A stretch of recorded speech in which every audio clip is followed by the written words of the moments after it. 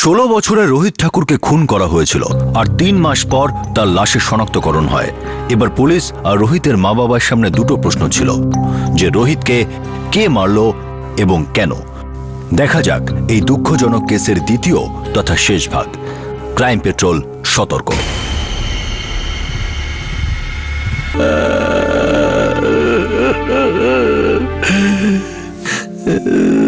বিকেলবেলা বেরিয়েছিল বাড়ি থেকে।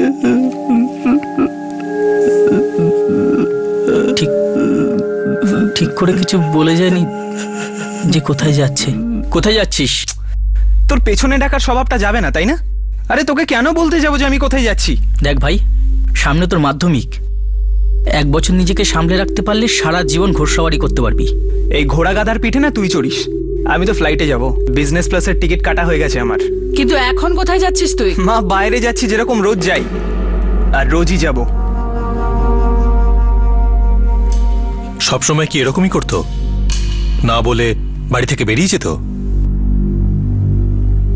হ্যাঁ স্যার। তাহলে কোথায় গেছিল? জানি না স্যার, সব সময় কিছু না বলেই বেরিয়ে যেত, কাউকে কিছুই বলতো না।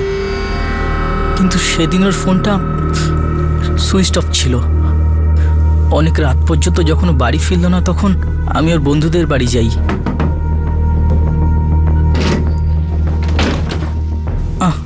কাকিমা, পুনিত আছে? কি হয়েছে? রোহিত কোথায়? ও তো সন্ধ্যাবেলায় চা খেয়ে কোথায় চলে গেছিল। হ্যাঁ হ্যাঁ, চায়ের থেকে এসেছিল, চা খেয়ে কেটে পড়লো। হ্যাঁ, কিন্তু কোথায় কেটে পড়লো? রোহিত কাউকে কিছু বলে কখনো?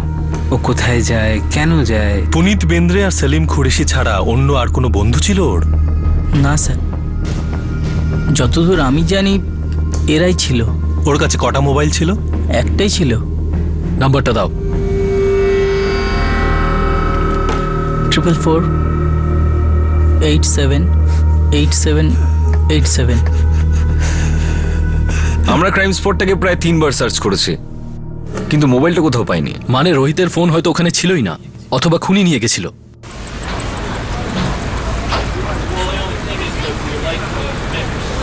বাবু, আমরা রোজ ওই চায়ের থেকে আড্ডা দিতে যেতাম বাবু। আর ওর বাকি কে কে বন্ধু ছিল সেটা আমি বলতে পারবো না। আর রোহিত তো স্কুলেও পড়তো, তাই ওখানকার কোনো বন্ধু হবে। ওর সাথে কখনো কারোর সাথে ঝামেলা, কথা কাটাকাটি হয়েছিল? না বাবু, রোহিত সবসময় চুপচাপই থাকতো, আর খুব বেশি ঝামেলাও তো করতো না। মেকানিকের কাজ শিখছি বাবু। রোহিত তোর ভালো বন্ধু ছিল?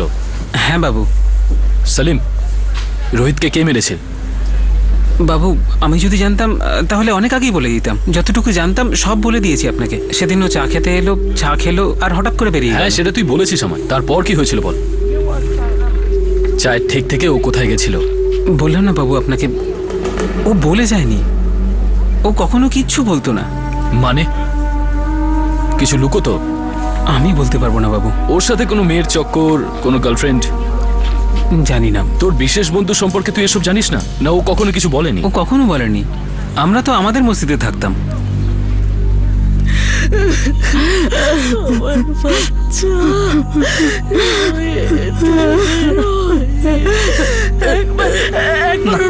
না মা, না, তুমি দেখতে পারবে না মা। না, শান্ত হও, শান্ত হও, শান্ত হও। তুমি সহ্য করতে পারবে না।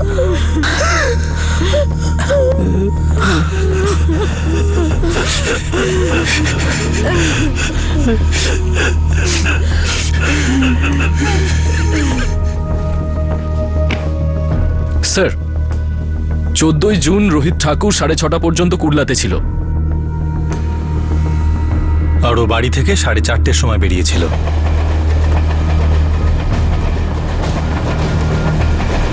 তারপরে ওর ফোনের লোকেশন আন্ধেরি ইস্ট ছিল, যেখানে ওর বাড়ি।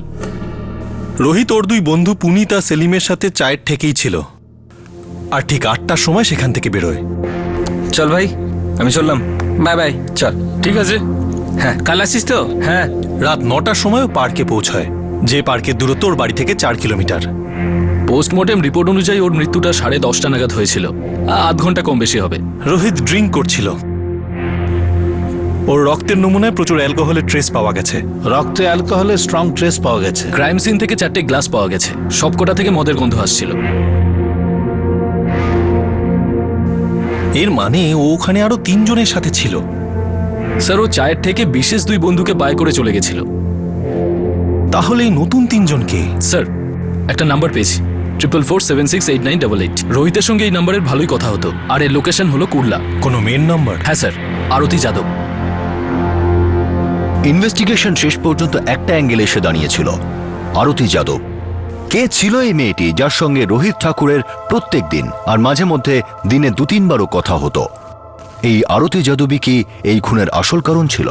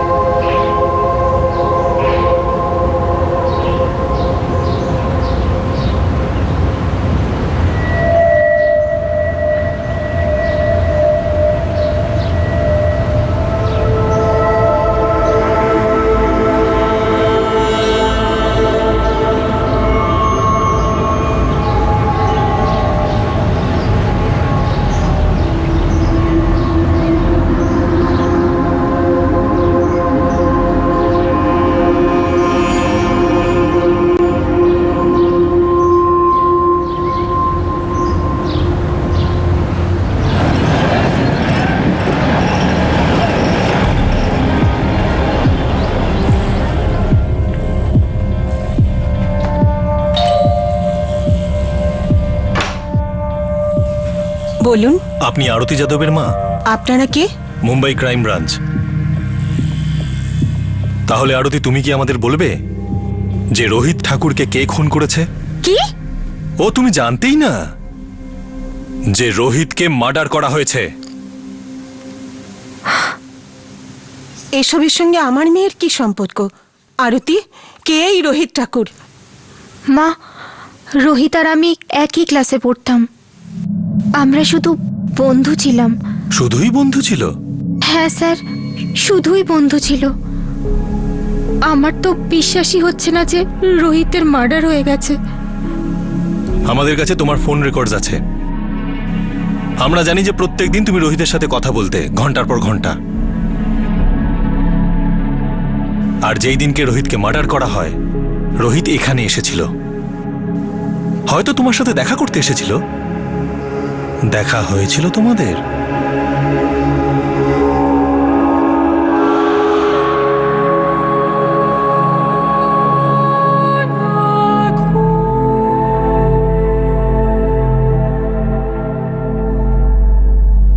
ও শুধুমাত্র বন্ধু ছিল না আরতি। দেখ মা, তুই যা যা জানিস সেসব ওনাদের সত্যি সত্যি বলে দে। ওনারা পুলিশের লোক। রোহিতের মৃত্যুর সঙ্গে তোর কি সম্পর্ক? আমরা একে অপরকে পছন্দ করতাম। বয়ফ্রেন্ড গার্লফ্রেন্ড ছিলে? আরতি, কেউ তোমার বয়ফ্রেন্ডকে নির্মমভাবে হত্যা করেছে। আমরা সেই হত্যাকারীদেরই খুঁজছি। তুমি কি চাও না তারা গ্রেপ্তার হোক? বলো আমাদের, ওরা কারা ছিল? আমি কিছু জানি না। ওই সন্ধ্যেবেলা আমরা দেখা করেছিলাম ঠিকই, কিন্তু আবার বাড়ি ফেরার তাড়া ছিল আর ও নিজের বাড়িতে চলে গেছিল। তোমার আন্দাজ ছিল যে ওর সাথে কিছু খারাপ হতে চলেছে? এমন কোনো কারণ বা ভয়? তোমরা দুজন কি কোনো ব্যাপার নিয়ে আতঙ্কে ছিলে, নাকি ও কোনো ব্যাপার নিয়ে ভয় করছিল? না স্যার, আমি বলতে চাইছি যে যেটা হয়েছে এটা রোহিতের সাথেই কেন হলো? ও খুব ভালো ছিল। আমি ওকে খুব... শোনো, মেয়েটার উপর নজর রেখো। স্যার মেয়েটাকে খুব টেন্সড লাগছিল, মনে হয় কিছু জানে। রোহিতের এলাকাতেও কাউকে লাগিয়ে দাও। খোঁজ নাও যে এই মেয়েটাকে নিয়ে কোনো ঝামেলা বা অশান্তি হয়েছিল কিনা। দুজনের বয়সই কম। এই বয়সে রাগ নাকের ডগায় আর রক্ত টকবক করে। দেখো, হওয়ার তো অনেক কিছু হতে পারে, কিন্তু এই যে প্রেম ভালোবাসায় শত্রুতা হয় না, এই বয়সে এইসব হওয়ার চান্স বেশি থাকে।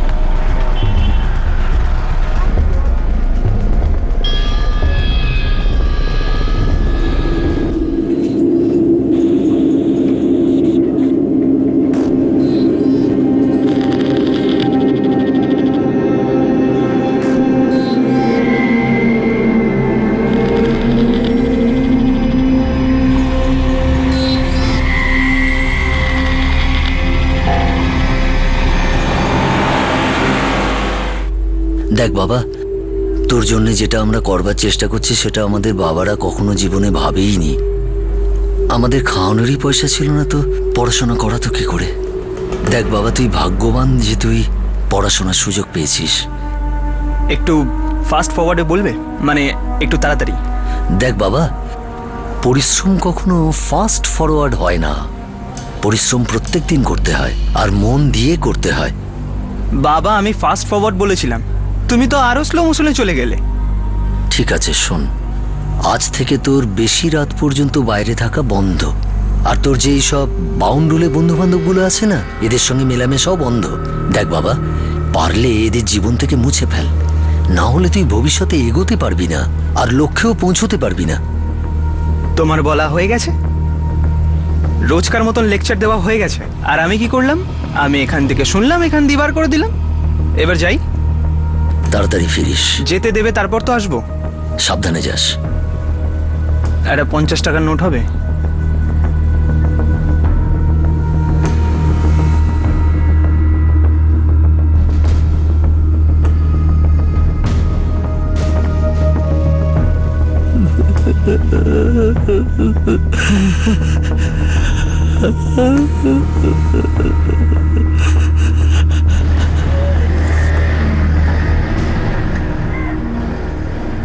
জেদি ছিল, মুখরা ছিল, বাপের আদুরে ছিল, এটা আমরাও জানি। উসমান, কিছু কাজের কথা বল। কাজের কথা তো এটাই স্যার, যে রোহিত ঠাকুরের নামে এখানকার পুলিশ স্টেশনে একটা এমসি করা আছে। ও আর ওর দুই খুড়তুতো ভাই গণেশ আর বিজয় ঠাকুর, ওদের দুজনের নামে ওখানকার থানায় এমসি করা আছে। ম্যাটার কি ছিল? একটা অ্যাসল্টের ম্যাটার ছিল। কাকে অ্যাসল্ট করেছিল এই রোহিত, বিজয় আর গণেশ? ওর নাম হলো সূর্য রানে। ওই পাড়াতেই থাকে যেখানে রোহিত ঠাকুর থাকতো, রোহিত ঠাকুরের বাড়ির পাশে।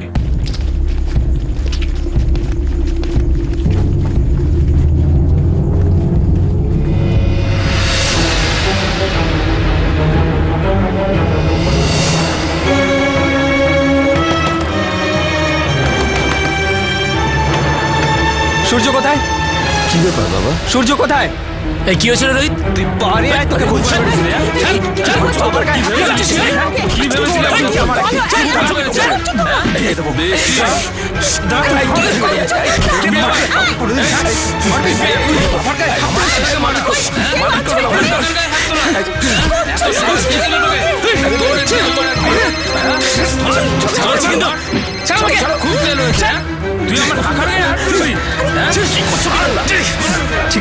ঠিক আছে, আমি আসছি। খুব বার বেড়েছিস, খুব বার বেড়েছিস। দাদা চল। খুব বার বেড়েছিস তুই। আরে তোদের মধ্যে কি ঝামেলা হয়েছে বলতো? বল না বাবা, বল না। কোনো ব্যাপার না বাবা, এদের সবাইকে দেখে নেবো আমি। স্যার, রোহিত ঠাকুরের বিরুদ্ধে প্রথমে এমসি করে সূর্য, আর তারপর ওর বাবা করে।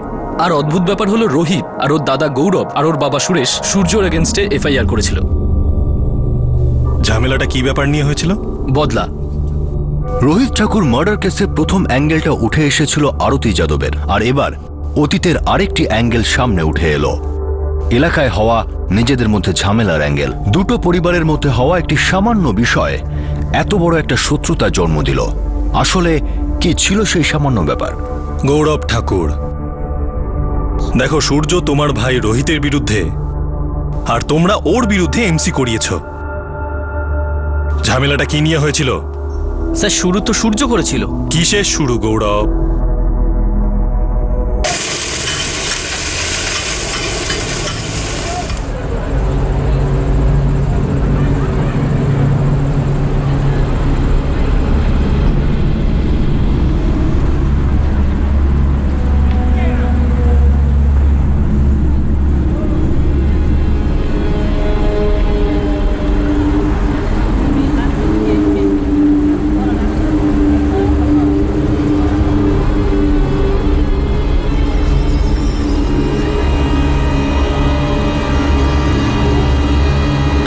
ভাই, মালটা পুরো ঝাক্কাস ছিল, পুরো ঝাক্কাস।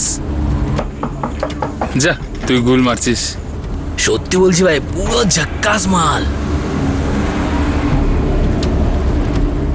বাবা, এটা এদের রোজকার অভ্যেস হয়ে গেছে।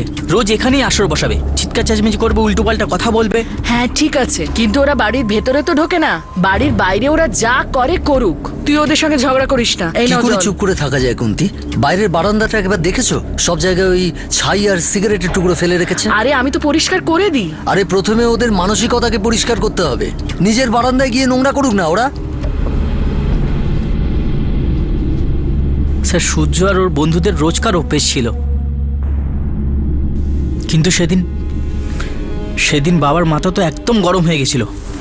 তারপর এই, সেদিন চলো। কি হয়েছিল রে? চলো এখান থেকে ওঠো, যাও এখান থেকে। কাল থেকে এখানে যেন আর দেখতে না পাই। কেন কাকা? কেন কাকা মানে? তোমাদের জন্য আমরা কেন ভুগবো? আর এই সিগারেটের ধোঁয়া আর নোংরা আমরা কেন সহ্য করবো? হ্যাঁ, এই সমস্যা। কিন্তু কাকা, তোমরা তো ঘরের মধ্যে থাকো তাই না? এটাও আমাদের ঘরেরই অংশ। আর তোমাদের এই আড্ডাবাজি না নিজের ঘরের সামনে গিয়ে করো, যাও। কাকা, একটা সলিউশন আছে আমার কাছে। একটা কাজ করো, তুমি তো আমার বাড়িটা চেনো, আমার বাড়ির সামনে গিয়ে তুমি আড্ডা জমাও। তোমার বয়সী কয়েকজন বুড়ো থুড়োকে জোগাড় করে সেখানে বসে সিগারেট খাও। যাও। এই লালি, দে তো সিগারেটটা, দে তো লাইটারটাও দে। এই নাও কাকা, প্রথমবার খাচ্ছ তো সেই জন্য আমার তরফ থেকে ফ্রি। আচ্ছা, তুমি সিগারেট ধরাতে জানো তো, নাকি সেটাও আমরা শিখিয়ে দেবো? ছোটবেলায় যদি তোর বাবা তোকে একটা থাপ্পড় মারতো না, তাহলে আজ তোকে এই থাপ্পড়টা খেতে হতো না। সব দোষ হলো তোর মা বাবার। তোকে আদর দিয়েছে আর তুই বাঁদর তৈরি হয়েছিস। যা যা বলছি এখান থেকে। এই, তোদের কি আলাদা করে বলতে হবে? চল। যা এখান থেকে, চল যা। ভাই, চল, চল। যা। কাল থেকে যেন চল। তোদের এখানে দেখতে না পাই। চল ফট। সূর্য এটা সহ্য করতে পারেনি, আরও সেই রাতেই হামলা করে দিয়েছিল।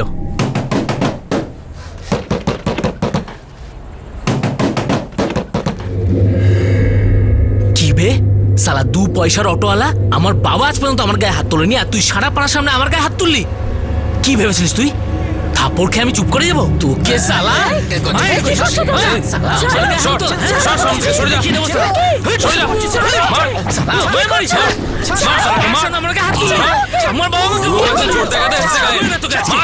আমার বাবা আমাকে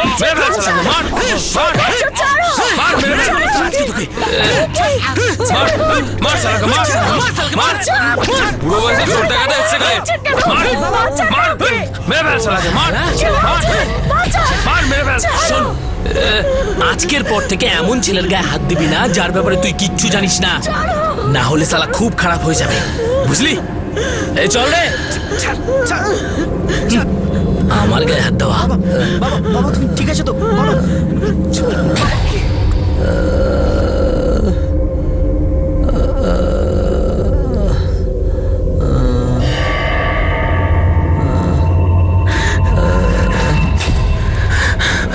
কি হয়েছে বাবার? শুনলাম নাকি কোনো ঝামেলা হয়েছে। সূর্য বাড়িতে এসেছিল ও দলবল নিয়ে, আর বাবার এই অবস্থা করে গেছে। আর তুই কি করছিলি? দাঁড়িয়ে দাঁড়িয়ে মজা দেখছিলি? রোহিত, মুখ সামলে কথা বল। আমি বাবার কাছে ছিলাম আর বাবাকে বাঁচানোর চেষ্টা করছিলাম। তুই কোথায় ছিলি? গৌরব, আমার মনে হচ্ছে ফ্র্যাকচার হয়ে গেছে। আমাদের এক্ষুনি একটা এক্সরে করা উচিত। আগে কোথায় করাবো ডাক্তার বাবু? মনে হয় আরোগ্য ভবন হাসপাতালেই ভালো হবে। আমি একটু আসছি। তুই কোথায় যাচ্ছিস? আসছি আমি। আরে রোহিত স্যার, তারপর আমি রোহিতকে ডেকে পাঠাই, কিন্তু শুধু এই জন্য যে বাবাকে আমি হসপিটালে নিয়ে যেতে পারি।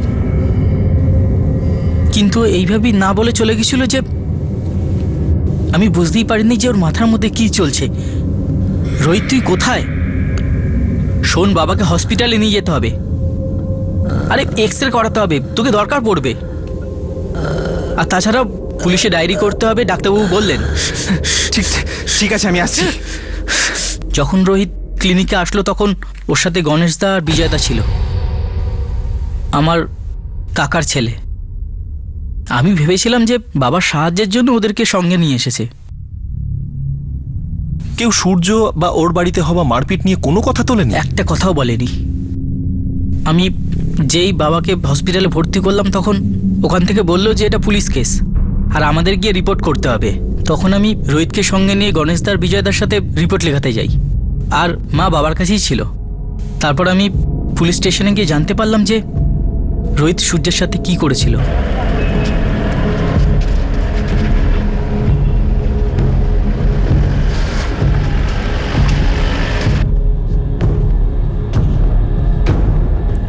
তিনজন ছিল স্যার। একজন হলো আমাদের ওই পাড়ার ছেলে রোহিত ঠাকুর, আর ওর সাথে আরো দুজন গুন্ডা ছিল স্যার। দেখেছেন স্যার, দেখুন কিরকম নৃশংসভাবে স্যার মেরেছে। স্যার এরা একেবারে ফালতু আর মিথ্যেবাদী লোক। স্যার এই ছেলেটা আমার বাবাকে এমন ভাবে মেরেছে যে আমার বাবা হসপিটালে ভর্তি, আপনি গিয়ে দেখতে পারেন। তোমার বাবাকে যখন মারা হচ্ছিল তুমি দেখেছো? আমি বাইরে ছিলাম, কিন্তু এ হলো আমার দাদা, এ দেখেছে স্যার, একেও মেরেছে। তোমার নাম কি? রোহিত ঠাকুর, সুরেশ ঠাকুরের ছোট ছেলে স্যার। স্যার ঝামেলাটা প্রথমে এ শুরু করেছিল, এ আমার বাবাকে খুব খারাপভাবে মেরেছিল। স্যার এই মিথ্যে কথা বলছে স্যার। আমি আজ পর্যন্ত সুরেশ ঠাকুরের সাথে কোনো কথাই বলিনি স্যার। উনি এসেছিলেন, উল্টো পাল্টা কথা বলছিলেন, সবার সামনে আমাকে চড় মেরেছিলেন উনি। তারপর একে পাঠিয়েছিল এই রোহিত ঠাকুরকে এই গুন্ডাদের দিয়ে আমাকে মারার জন্য। স্যার স্যার আপনি আগে আমাদের কমপ্লেনটা লিখুন। স্যার ও আমার বাবাকে খুব খারাপভাবে মেরেছে স্যার। না স্যার, আমরা আগে এসেছি, আমাদের ডায়েরি আগে লিখুন স্যার। ও আমার প্লিজ বাবাকে স্যার, খুব প্লিজ স্যার, খারাপভাবে আমাদের মেরেছে। ডায়েরি আগে লিখুন স্যার, স্যার। আমাদের আমরা আগে complaint এসেছি, লিখুন। আমাদের আগে হবে। শান্ত হও তোমরা। এই তোমাদের দুজনকে বলছি, তোমাদের দুজনের আমি কেস নেব। শান্ত হও। তুমি এই কেসটার ব্যাপারে আমাদের আগে কেন বলনি? স্যার তেমন ব্যাপার নয় স্যার, প্রায় 1 বছর আগে ওখানকার ইন্সপেক্টর দুপক্ষেরই কমপ্লেন নিয়েছিল, কিন্তু তারপর বাবা ঠিক হতে প্রায় 4-5 মাস লেগে যায়। আর তারপর আমাদের ওই কেসটা নিয়ে খুব একটা মাথা ব্যথা ছিল না। তাই তোমার মনে হয় এই একটা বছরে রোহিত আর সূর্য কখনো মুখোমুখি হয়নি, কোনো ঝগড়া হয়নি? জানি না স্যার।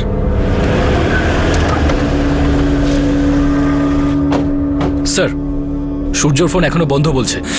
এত কম বয়সে এতটা রাগ, এমন ভয়ঙ্কর বদলার চিন্তা মনে আসে কোথা থেকে? স্যার, আশ্চর্য লাগে।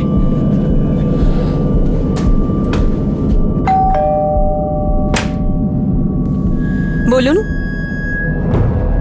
ক্রাইম ব্রাঞ্চ থেকে আসছি। সূর্য কোথায়? আর ওর ফোনই বা অফ কেন? ও তো কালকে রাত্রেই চলে গেছে, আর বলেও যায়নি কোথায় গেছে। আর ওর বাবা রঘুবীর বাবু? উনি ওখানেই আছেন, ওনার অফিসে।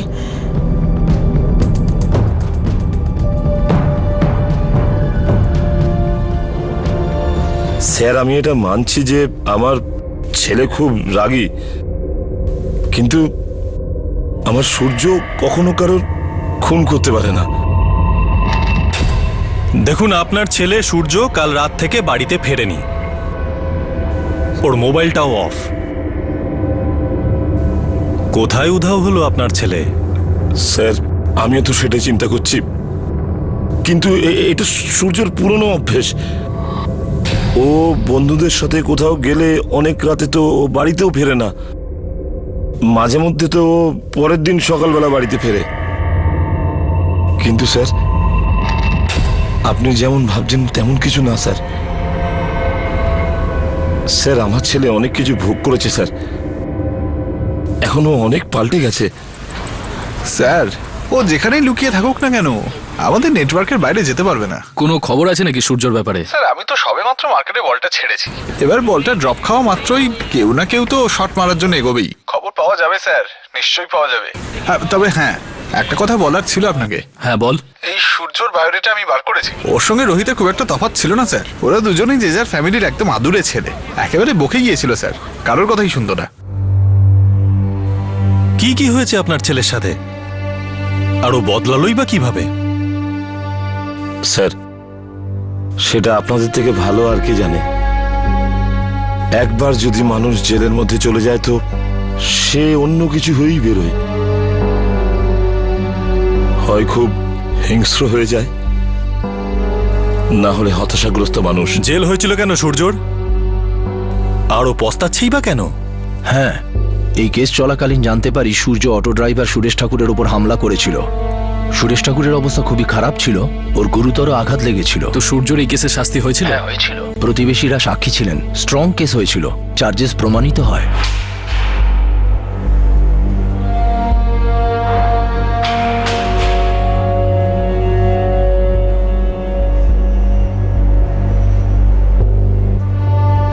কি সেদিন যেটা হয়েছিল তাই ও আমাদের রোহিতকে খুন করলো? জানি না বাবা, আমারও ঠিক বিশ্বাস হচ্ছে না। তোমার গায়ে হাত তোলার জন্য ওর 5 মাসের জেল হয়েছিল।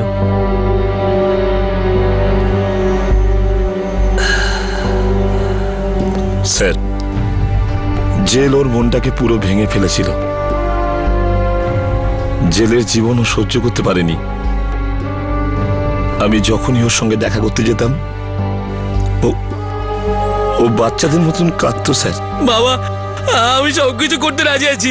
আমি শুধরে যাব, কাজ করা শুরু করে দেবো। তুমি যা বলবে আমি তাই করব। শুধু আমাকে এখান থেকে বের করো বাবা। এখানে থাকলে আমি মরে যাবো বাবা। এই না, এরকম কথা বলে না, একদম না। দেখ, আমি তোর জামিনের জন্য খুব চেষ্টা করছি। বাবা, আমি দিব্যি খেতে রাজি আছি। আজকে পর আমি কোনো খারাপ কাজ করব না। প্লিজ আমাকে এখান থেকে বের করো বাবা, প্লিজ। স্যার, 5 মাস বাদে আমি ওর জামিন করাতে পারি, কিন্তু স্যার যেদিন থেকে সূর্য বাড়িতে ফিরেছে খুব বদলে গেছে। ছোট ছোট কথায় মুখের উপর জবাব দেওয়া সূর্য এখন একদম শান্ত হয়ে গেছে। সূর্য, আয় সূর্য। কি হলো বাবা, তুই উত্তর দিচ্ছিস না কেন? কি হয়েছে রে? দেখ, তুই আগে যখন জেদ করতিস, চেঁচামেচি করতিস, তখন খুব খারাপ লাগতো, কিন্তু তোকে এইভাবে চুপচাপ বসে থাকতে দেখলে আরো বেশি খারাপ লাগে। কি হয়েছে বাবা? তুই তোর মাকেও বলবি না? রঘুবীর বাবু, যদি আপনার ছেলে এতটাই শান্ত হয়ে যায়, এতটাই বদলে যায়, তাহলে ও গায়েব কেন হয়ে গেল? আর ওর মোবাইলই বা অফ কেন? ও কোথায় লুকিয়েছে? স্যার, ও যদি পালিয়ে গিয়ে থাকে তো তো আমি জানি কেন ও পালিয়েছে। কারণ ওর মনে ভয় আছে যে আমরা ওকে সন্দেহ করব। একদম স্যার, কোনোভাবেই ও আর দ্বিতীয়বার জেলে যেতে চায় না। আর আমরাও ওকে কোনোভাবেই ওকে জিজ্ঞাসাবাদ না করে ওকে বাইরে ছেড়ে রাখতে পারি না। স্যার, আপনাকে কিভাবে বোঝাই যে সূর্য কখনো কোনো ভুল কাজ করতে পারে না? হ্যাঁ, তো আমরাও বলছি, একবার আমাদের সাথে ওর কথা বলিয়ে দিন। এত বছর ধরে আমরা এই কাজ করছি, আমরা তো একটু একটু জানি নাকি? কাউকে দেখলেই আমরা বুঝতে পারি যে কে কতটা গভীর জলের মাছ।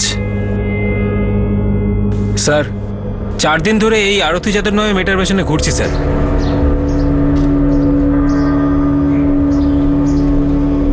কোনো কানেকশন পেলি? স্যার, এই মেয়েটা তো ফুল টু ইনোসেন্ট মেয়ে স্যার। হ্যাঁ, তবে রোহিত ঠাকুরের সাথে ওর ভালোবাসা ছিল বটে, তবে ওর মৃত্যুর সঙ্গে এর কোনো রকমের কোনো কানেকশন নেই স্যার। কানেকশন কিন্তু দূর দূর থেকেই হয়, এটা ভুলে যাস না। তাও আবার তার ছাড়া। আর রিমোট অন্য কারোর হাতে থাকে। এখনো পর্যন্ত রোহিত ঠাকুর মার্ডার কেসে তার বান্ধবী আরতি যাদবের কোনো রকম কোনো কানেকশন সামনে আসেনি। অন্যদিকে রোহিত ঠাকুরের জীবনের অতীতের একটি ঘটনা বেশ সন্দেহজনক ছিল। সুরজ রানের অ্যাঙ্গেলটি বেশ জোরালো ছিল, কিন্তু সুরজ জেল থেকে বেরোনোর পর বদলে গিয়েছিল। হ্যাঁ, সে বাড়ি থেকে ভয় পেয়ে পালিয়েছিল ঠিকই, কিন্তু তার বিরুদ্ধে কোনো উপযুক্ত প্রমাণ পাওয়া যায়নি। এরই মধ্যে একটা তৃতীয় অ্যাঙ্গেল সামনে এলো। এমন একটি খবর এলো যে সেটাই এই অ্যাঙ্গেলকে শেষ অ্যাঙ্গেল বানিয়ে দিল। ধরে নিলাম এই গ্লাসটা রোহিতের, যে গ্লাসে ও ড্রিঙ্ক করছিল।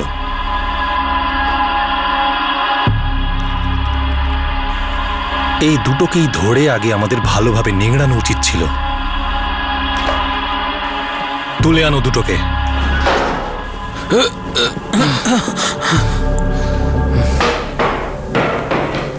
হয়েছে কি, তোদের দুজনের হিসাব কিতাব একদম আলাদা। সাধারণত লোকেরা আঘাত পায়, তারপর নিজেদের শুধরে নেয়, কিন্তু তোরা দুজন কাউকে আঘাত দিয়েছিস আর এখন শুধরানোর চেষ্টা করছিস। বাবু, আমরা যা কিছু জানতাম সব আপনাদের বলে দিয়েছি। সেদিন চা খেয়ে রোহিত কোথাও চলে গেছিল একা। ইয়ার কি মারছি এখানে তোর সামনে বসে? আমাদের কাছে খবর আছে যে সেদিন রোহিত চায়ের ঠেক থেকে একলা বেরোয়নি, দুটো ছেলে ওর সঙ্গে ছিল। হয়তো তোরা ওদের চিনবি, পুনিত বেন্দ্রে আর সালিম কুরেশি। স্যার, আমাদের পাড়ায় একটা চাওলা আছে, ও বলছে যে ও একটা জিনিস দেখেছে।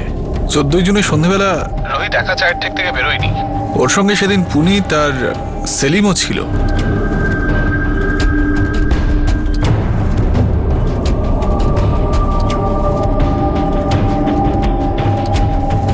আর হ্যাঁ, আরেকটা লোক আছে আমাদের পাড়ায় যে ওই রাতে ওদের 3 জনকে একসঙ্গে পার্কেও যেতে দেখেছে।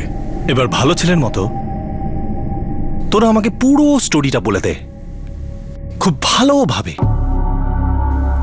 যদি কিছু পাল্টানোর চেষ্টা করিস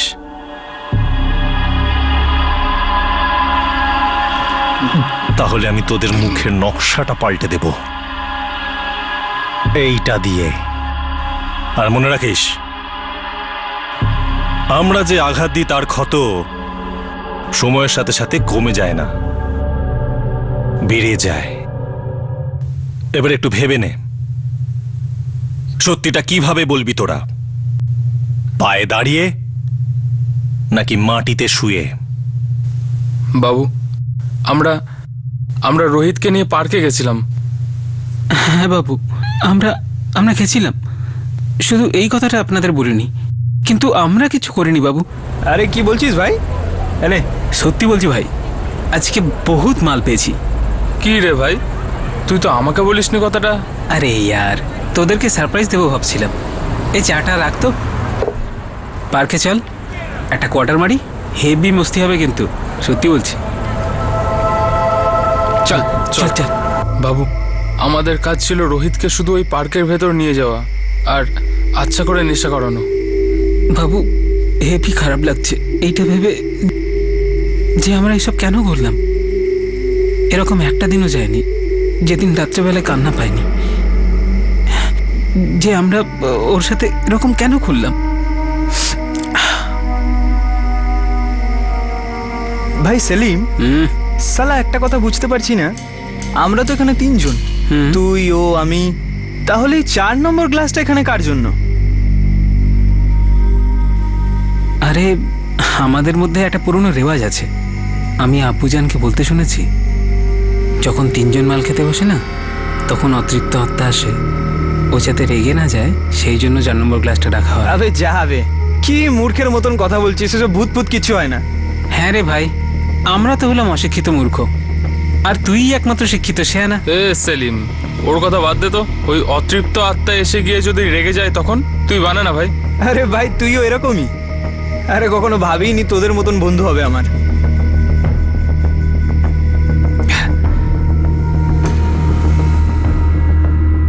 কে ছিল সেই অতৃপ্ত আত্মা? সেই বাবু, যার জন্য আমরা ওই কাজটা করেছিলাম। রোহিতকে পার্ক পর্যন্ত আনার কাজ, ওকে টাইট করার কাজ। নাম বল। ও তোদের দুজনের বন্ধু, তোদের উপর ভরসা করে, সেজন্য তোরা দুজনই ওকে আমার কাছে একা নিয়ে আসতে পারবি। আর তুই কি করবি ওর সাথে? মেরে ফেলবো। এ তুই টেনা আছিস নাকি রে? হয়তো তোর মাথা খারাপ হয়ে গেছে, কিন্তু আমাদের হয়নি, ঠিক আছে? আরে পাগল হয়ে গেছে রে। চল রে ভাই, আমরা এবার যাই। 25,000 25,000 করে তোদের দুজনকে দেব, তোরা শুধু ওকে পার্ক পর্যন্ত এনে দিবি, আর আমি যখন কাজটা করব তখন তোরা ওখানে থাকবি না। তার মানে তোদের দুজনের মধ্যে কেউ ফাঁসবে না। বাবু, আমরা দুজন টাকার লোভে রাজি হয়ে যাই। বাবু, আমরা ওকে পার্কে নিয়ে গেছিলাম, ওকে মাল খাইয়েছিলাম, কিন্তু ওকে টাচ পর্যন্ত করিনি বাবু। পুরো কাজটা সূর্যই করেছিল।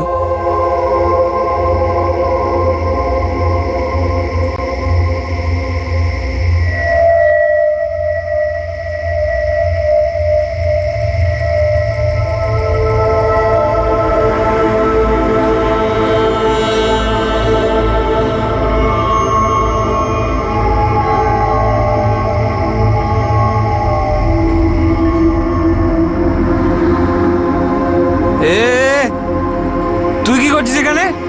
এ কি করছে আমাদের পার্টিতে? আমি এর জন্য এই পার্টিতে এসেছি কারণ এই পার্টিটা আমার, এই পার্টি স্পন্সর আমি, অতৃপ্ত আত্মা সূর্য রানা। এসব কি হচ্ছে কি এখানে? শালা এর সঙ্গে বসে খাবো আমি? ওর সঙ্গে আমার বাবার গায়ে হাত দিয়েছিল, ওর সঙ্গে তো মুতবো না আমি। আমারও কোনো ইচ্ছে নেই তোর সাথে বসে মদ খাওয়ার। আমি এখানে শুধু নিজের প্রতিশোধ নিতে এসেছি। 5 মাস জেলে পচেছি আমি, শুধু তোর আর তোর বাপের জন্য। যাবে এখান থেকে। কি ভাবিস কি নিজেকে? আর তোরা দুজন সত্যিকারের কোনো ভূত দেখে নিয়েছিস নাকি? ওরা দুজন আমার হয়ে কাজ করছে, এদের দুজনের কাজ ছিল তোকে আমার কাছে নিয়ে আসা। এবার আমার কাজ হলো তোকে উপরে পাঠানো।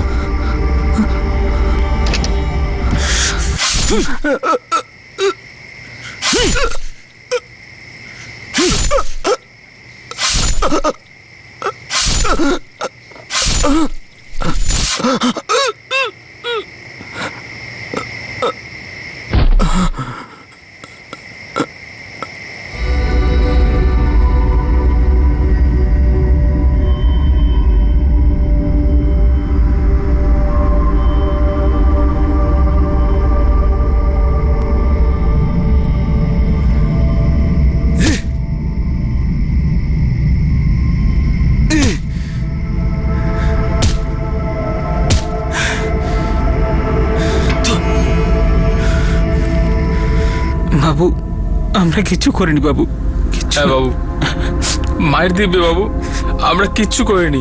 সত্যি বলছি বাবু, কিচ্ছু করিনি। হ্যাঁ, কিচ্ছু করিসনি? নিজের প্রিয় বন্ধুর বিশ্বাস ভেঙেছিস, ওকে ওর খুনির হাতে তুলে দিয়েছিস, আর বলছিস কিচ্ছু করিসনি? তোরা দুজন এই মার্ডারে সূর্যের সাথে সমান অংশীদার। হ্যাঁ উসমান, বল। ওকে স্যার, সূর্য আন্ধেরি ইস্টের একটা লজে লুকিয়ে রয়েছে। চলো বশীকরণ করা যাক এই অতৃপ্ত আত্মার।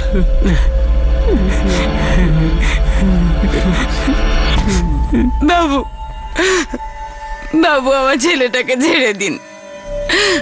এই সবে সবে আমাকে সাহায্য করতে শুরু করেছিল, হ্যাঁ, আর নেশাও করছে না আজকাল। হ্যাঁ বাবু, আমার ছেলেও নেশা করা ছেড়ে দিয়েছে, সম্মানের সঙ্গে মেকানিকের কাজ করছে। অনেকদিন পর জীবনটা সুষ্ঠুভাবে চলছে। আমার ছেলে কাজ করছে, পয়সা রোজগার করছে, নিজের ভাই বোনেদের খেয়াল রাখছে। ওদের ছেড়ে দিন বাবু, ওদের ছেড়ে দিন। কি করে ছেড়ে দেব? ওরা দুজন ওর বিশেষ বন্ধু রোহিতকে ধোকা দিয়েছে, ওর মা বাবা আর ওর দাদাকে খুব কষ্ট দিয়েছে, আর সেই কষ্টই ঘুরে ফিরে ওরা পাচ্ছে। এবার সেটা আপনারাও পাবেন। যারা কষ্ট দেয় তাদেরকে কষ্ট সহ্য করার জন্য তৈরি থাকতে হয়। ওই কথায় আছে না, যেমন করবে তেমনটাই ঘটবে।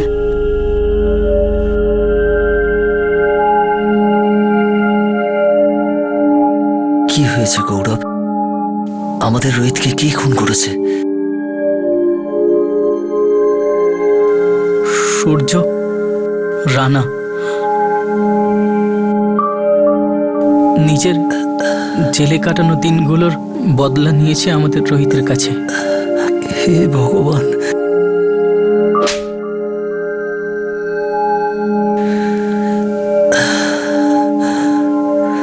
একটা থাপ্পড় কোথা থেকে কোথায় চলে গেল, সবকিছু শেষ করে দিল।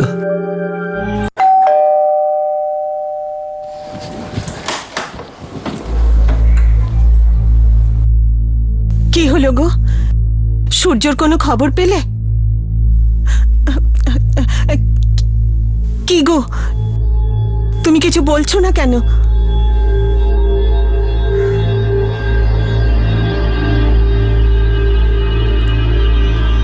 আমরা ভেবেছিলাম আমাদের ছেলে পাল্টে গেছে, চুপচাপ থাকে। সেই চুপ করাটা বিষাক্ত ছিল। ওই চুপ করার মধ্যে প্রতিশোধের বিষ ভরা ছিল, রোহিতের জন্য। তাহলে সূর্যই সাক্ষী, সূর্যই রোহিতকে খুন করেছে, আর পুলিশ ওকে ধরে ফেলেছে। আমার কোনো আফসোস নেই, আমি যা করেছি ভালো করেছি। রোহিতকে খুন করেছিস তুই, আর তোর কোনো আফসোস নেই? ও আমাকে জেলে পাঠিয়েছিল, ওর বাবা সবার সামনে আমাকে চড় মেরেছিল, সেই জন্য আমি ওর বাবাকে মারি। তারপর ও এসে আমাকে পেটালো। এই পর্যন্ত হিসেবটা ঠিকই ছিল, কিন্তু তারপর আমাকে জেলে যেতে হয়। 5 মাস আমাকে নরক যন্ত্রণা ভোগ করতে হয়। 5 মাস। সেটা কি উচিত ছিল? ভয়ঙ্কর শাস্তি ছিল। তাই আমি আমার প্রতিশোধ নিয়ে নিয়েছি। তুই ভাবছিস রোহিতকে খুন করে তুই তোর প্রতিশোধ নিয়ে নিয়েছিস? ও আমাকে কষ্ট দিয়েছিল, তাই আমি ওকে কষ্টটা ফেরত দিয়ে দিয়েছি। সব শোধবাদ। বদলার হিসেব কিতাব কোনোদিনও শেষ হয় না সূর্য। তুই নিজেকে আঘাত দিয়েছিস, এই আঘাতগুলো যোগ করেছিস তুই নিজের বদলের হিসেবের খাতায়। এবার তোর শাস্তি হবে। আর জেলে এই আঘাতটাই দিনের পর দিন তোকে কুড়ে কুড়ে খাবে। আর তুই তোর বাবা মাকে যে আঘাত দিয়েছিস তার কি হবে? এখন কি নিয়ে বাঁচবে ওরা? এবার ওরা তোর কথা শুধু মনে করে কষ্টই পাবেন না, বরং এর জন্য ওরা পস্তাবেন যে তোকে এত ওনারা স্নেহ কেন করতেন। একটা মানুষকে শয়তান কেন তৈরি করলেন? ঘেন্না হচ্ছে তোকে দেখে। shame on you.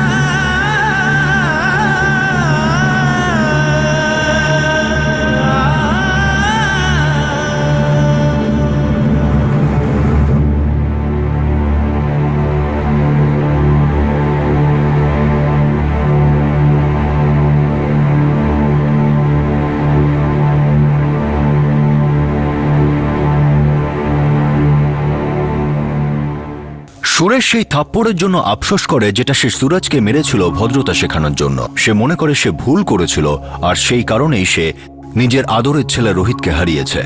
সুরজের বাবা রঘুবীরের আফসোস যদি সে ছোটবেলা থেকেই সুরজের এত রাগ নিজের আয়ত্তে আনতে পারত। আর পুনিত এবং সেলিম দুজনের মা কবিতা বেন্দ্রে আর ফাজিয়া কুরেশি এখনো পুরোপুরি বুঝে উঠতে পারেনি যে তাদের ছেলেরা কি ভুল করেছে।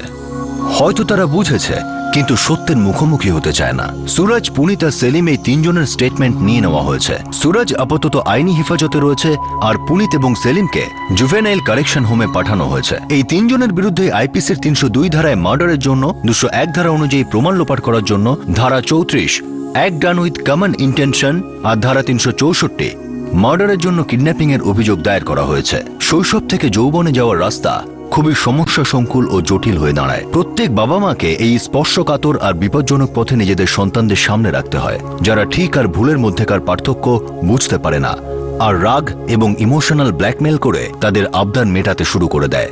আমরা সবাই যারা মা বাবা তারা এই বিষয়ে ওয়াকিবহাল যে আমরা সবাই তাদের এই আবদার চুপচাপ মেনে নিই, এই ভয়ে যে আমাদের সন্তানরা যেন আমাদের কথায় দুঃখ না পায় অথবা আমাদের কোনো পদক্ষেপে কষ্ট না পায়। সবসময় কোনো তৃতীয় ব্যক্তি, যেমন কোনো শিক্ষক, কোনো আত্মীয় বা কোনো কাউন্সিলর, বাবা মা সন্তানের মধ্যেকার এই আঘাতপ্রাপ্ত সম্পর্কের বিষয়ে বাচ্চাদের সঙ্গে সোজাসুজি কথা বলতে পারে। কিন্তু সন্তানদের এই ক্ষোভকে, এই রাগকে, এই বেড়ে ওঠা আকাঙ্ক্ষাকে যদি সঠিক সময় আয়ত্তে না আনা যায় তাহলে গুরুতর সমস্যার সম্মুখীন হতে হয়।